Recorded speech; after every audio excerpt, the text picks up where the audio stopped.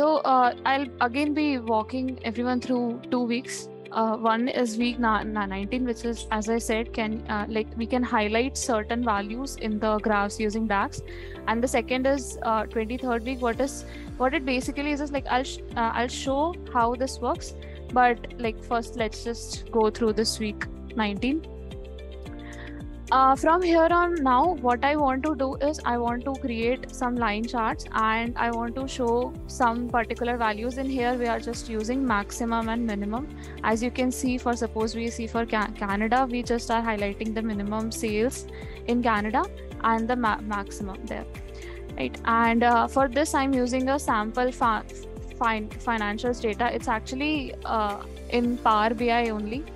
Let me just open the Excel sheet to quickly show how it basically looks. Yeah, so this is the data I have couple of columns. I'll basically be using this country one to divide the graph into different countries, and then I'll be using the sales data, and from there I'll try to calculate the maximum and minimum values accordingly. So yeah, I'll just import data.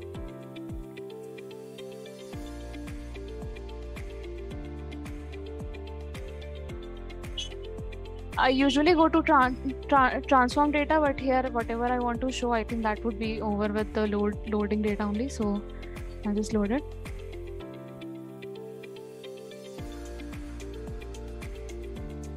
Yeah, so I have all of the data here now. Before anything, I'll just create a quickly new measure because I want to calculate the sum of the sales column in here.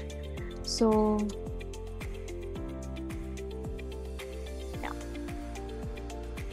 okay, so now what I want to do is first I want to create like in the line chart in itself, I want to first have two values that will be important in the in this report, which would be the maximum and minimum values. Again, I'll create a new measure and I will just name it as min max highlight. Right, and I'll define it by variables. So max value, that I'll define it as yeah. So before anything, I my data, whatever maximum value that needs to be that I need should not be affected by the date column, which is why I'm using all selected and then date. And after that, I just want to calculate the sum of sales, like calculate the sales based on that filter basically. So this is one, and before I complete this, I'll just show how this looks like. So let's just say I'm returning this. Yeah.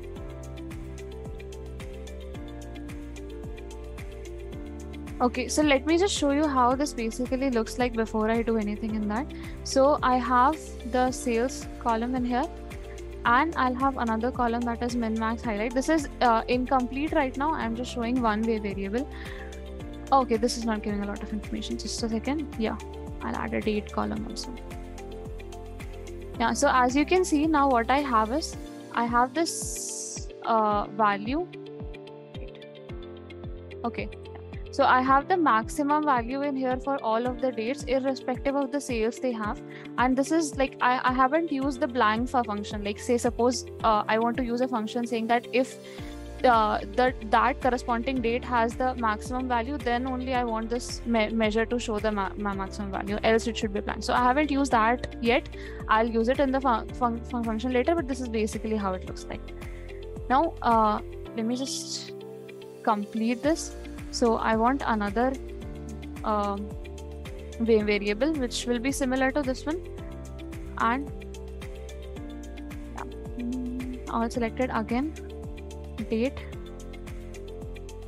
then calculate, and sales. Yes, and instead of return as a max value, what I want to return here is I want to return a conditional result, that if the value is maximum, then I want it to return maximum, or else it should be blank, and similar with the minimum. So I'll use a switch function and true.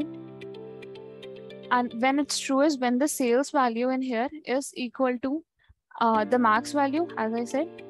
So it should give me the max value. And if the sales is minimum, then it should give me the minimum value. Yeah. And yeah, as far as I'm aware, so this if I don't mention anything, it should leave the column as blank, but in case like it doesn't, I'm just gonna add this function as well. So this will give me a complete web, and I'll press enter. Yeah, so this is ready now. And if I quickly switch back to the report, now you can see it only shows two values, minimum and maximum. So this is how it looks like in table, but our motive was not that. Our motive to create a line chart, basically something like this. I discovered a couple of very interesting features that I previously did not know that it can be used that way. So I'll just show that in here as well. In the x-axis, I'll add date, not with the hierarchy, just simple date. And on the y-axis, I'll add sales. Yeah. So I have like this, the sales table is irrespective of the sales chart is irrespective of the country. It just shows a sum of sales, and I don't want that because I want to divide it based on country. So this is something new I learned. This is small multiples. I'll basically add the country in here, and it will divide it by itself. The entire line chart sort of divides it by itself. So yeah, and but there's a bit of difference in here because we only have like 3 rows and it's in the same page, and I don't want it to scroll basically. So I'll go to this, and I have small multiple grid, yes, and I'll increase the rows by 3. So we have exactly how it shows, and this is the base one. So we haven't added the minimum maximum thing here. For that, I'll add this measure I've created in the secondary y-axis, and now it sort of looks like this. Not exactly what we wanted, but yeah, it's connecting the minimum and maximum value with a straight line. We actually wanted the blank function in here. So for that, I am going to, yes, first I have to switch on this marker toggle, and as you can see, it's just marking every point in both of the lines. I do not want that, so yeah, series. So I'll go to sales and I'll switch off the marker. So now we only have markers for these two. And again, since we did not have any values in the middle, so you can see that the mid, like there are no markers in the line in between in this minimum maximum highlight. That's because of that. And I want the marker to be of square shape, and let's just say I increase the size a little. Change color, like basically whatever that needs to be done in this, that can be done. I'm just trying to make it as close to the target we have. But there's one thing that still remains problematic is this line. I do not want this line, so I think it should be in the line function. Yes. So in the minimum maximum highlight, I'll just reduce the stroke width to 0. Yeah, this is it. Yeah. So this is basically this is close to what I'm just skipping the title and all. So this is how you can have minimum maximum highlight. Again, minimum maximum is basically what I defined in the measure. Whatever data that needs to be highlighted, it just needs to be shown in the measure, and that can be highlighted. So this is one thing that I wanted to show. There is also another part for that. I have to close this entirely, and I have to open a new Power BI. Just a second. Yeah. So this is one thing I wanted to show. This is a second. So what it basically here has, I have this line chart, right? And say suppose I want this line chart to show much more than it's currently showing, much more than these two axes and the labels. I wanted it to show a lot. Let me just tell you about the data we have before I explain this. So this is basically Nobel Prize data, which contains the count of Nobel Prize won by different countries in different years, and all of the details basically in that. So this line chart basically shows this, but I wanted to show a lot more than that. We have different fields in here and all that. So for this, as you can see, if I hover in here, it gives me a table which has a lot of information. So if whoever we are showing this data to, if they want to get more detail without convoluting the graph, this is, I think, one way.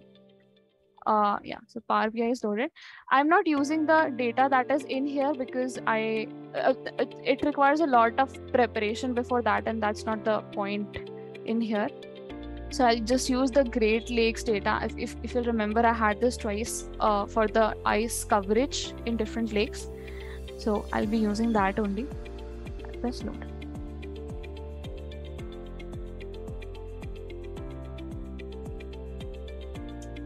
Okay, so how this works is basically, firstly, I have to use a line chart. I'll just use a line chart, and what I'll do in here is I'll define these axes. First is the year in the x-axis, and there is an all lakes data which basically summarizes the value of lakes in here, and so it shows like this. Now when I hover over here, all it shows is that value in that particular year, but I wanted to show a lot more than that. So what I'll do is, again, this is a different data I'm using, so it might not be very clear on how this works, which is why I first showed you how the target looks at a proper data. So here I'll use the table, and I wanted to show the value of the lakes. So I'll just select all, and if you'll hover over it, let me just take you there. Yeah, so if you see there, it automatically shows which year we are talking about. Okay, it's not clear. Yeah, it automatically shows which year we are talking about, but we can add that year as well. Let me just add it nevertheless. So I have added the value, like the ice coverage in different lakes, but I wanted to show over the year, so I'll just add it in here. Don't show this up. Yeah, perfect. Okay, so this is what we had. Now let me so there's this one settings we have where in properties we can, not properties, oh no, I don't need to select the visual, I just need to select anywhere outside the visual in the page only, and in page information we can allow this page to be used as a tooltip. So once it's done, I'll go back to my original visual, select the visual, and there is this tooltip option in here. Yes, there you go. There's tooltips, and you can use the report page as tooltip, and in the page, if I don't select allow to be used as tooltips, this option does not show. So I'll basically just select this page too, and when I hover over it, now you can see it. Okay. I'm not sure. Wait. Yeah, I think it is visible now. So it shows the year and the values each lake has in that particular year. So since I selected a sample data, like this data was not for this particular week, but nevertheless I selected it. But if it's in, like, if it's used in a proper data set, it sort of gives a lot of information in that sense. So you can see that initially when we only had the year and the number of laureates and like particular continent, instead we now also have the category they won, who all were they, and all of the information that we could possibly want in this. Yeah, this is basically all I had.